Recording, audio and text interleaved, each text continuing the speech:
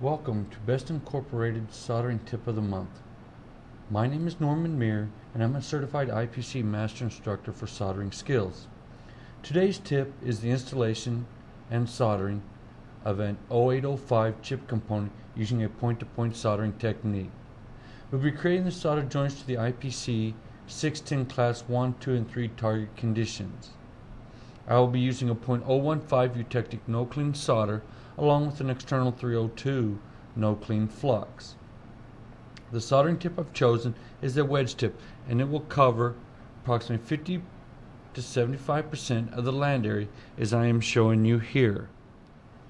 The site has already been properly cleaned and prepared using alcohol and chem wipes.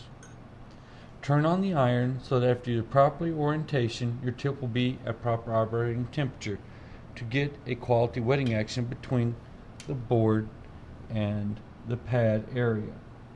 Make sure you line it properly, center it all the way around on the pads. It's not really that hard to do. Just like so. Apply flux using a small squeeze bottle with a small nozzle to dispense flux, or you can also use a flux pen to the area. Next, clean the tip of any residue against a moist sponge and ensure that you're working with a clean tip.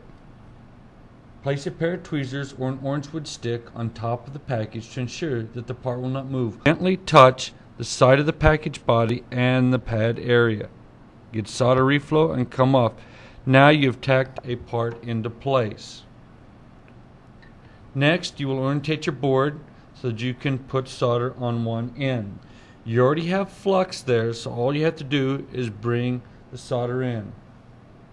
Since we've already applied the flux to the area and the part is tacked into position, we are now ready to solder.